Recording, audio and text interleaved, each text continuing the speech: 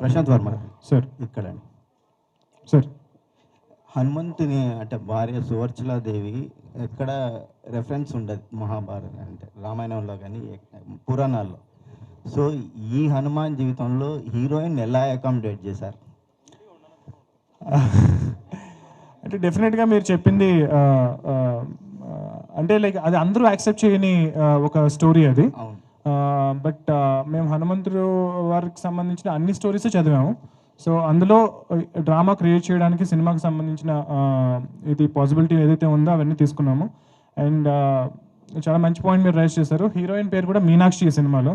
So Meenakshi Suvarchala ఏంటి connection అనేది మీ cinema చూస్తే తెలుస్తుంది. కానీ రామాయణంలో ఎక్కడ సువర్చలాదేవి రెఫరెన్స్ ఎక్కడ కనిపించదు. కరెక్ట్. సో మీ హీరోయిన్కి అంటే ఏ రెఫరెన్స్ తీసుకొని చేశారు? అదే చెప్పాను కదా సార్, మీరు అన్న ఏదైతే సువర్చల అనే దేవి అనే క్యారెక్టర్ ఏదైతే ఉందో మీరు సినిమా చూడాలి సార్. సినిమా చూస్తే అది నేను ఇంకా బాగా చెప్పగలుగుతాను.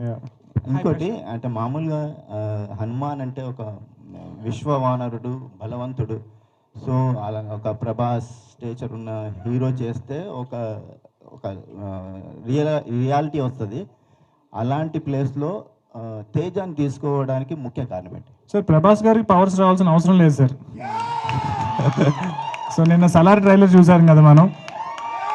సలార్ ట్రైలర్లో ఆయన పవర్స్ అవసరం లేదు, ఆయన హనుమంతుడు ఇవ్వాల్సిన బలం లేదు, ఆయన ఆల్రెడీ అంత బలస్తుడు. సో తేజ హనుమంతుల వారి రోల్ ప్లే చేయట్లేదండి. ఒక నార్మల్ మీలాగా నాలాగా అంటే మీకన్నా కొంచెం సన్నగా ఉన్నాడు, బట్ చాలా ఒక ఫ్రేల్ అంటే ఒక పవర్ లేని ఒక మనందరిలాగా రిప్రజెంట్ చేసే ఒక క్యారెక్టర్. ఇప్పుడు మెయిన్గా సినిమా థీమ్ ఏంటి అంటే కనుక ఒక ధర్మం కోసం, ఒక రైటియస్నెస్ కోసం ఎవరైతే ఫైట్ చేస్తారో వాళ్ళకి ఎప్పుడు హనుమంతుడు వెనకాల ఉంటాడు అన్నది main theme of the film sir.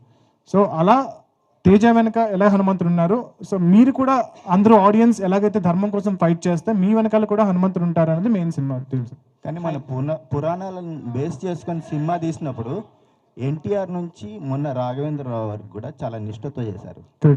మీరు ఈ సినిమాలో ఎలాంటి భక్తి నిష్ఠ ఎలాంటి పాటించారండి?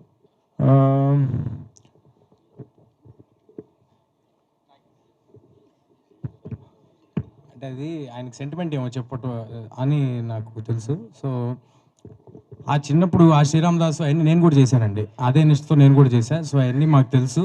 అలా అంతే జాగ్రత్తగా ఈ సినిమా కూడా చేసాము. అట్లా అన్నిటికంటే ముందు మా సినిమా పట్ల డెడికేషన్, హార్డ్ వర్క్ ముందు నిలబడిందండి. సో మీరు ఇక్కడ చూస్తే స్టేజ్ మీద హనుమంతుల వారి విగ్రహం ఉంటే మేము చెప్పులు కూడా వేసుకోకుండా వచ్చాం. సో అలాగే చేసామండి, అంతే జాగ్రత్తగా చేసాం. హాయ్ ప్రశాంత్.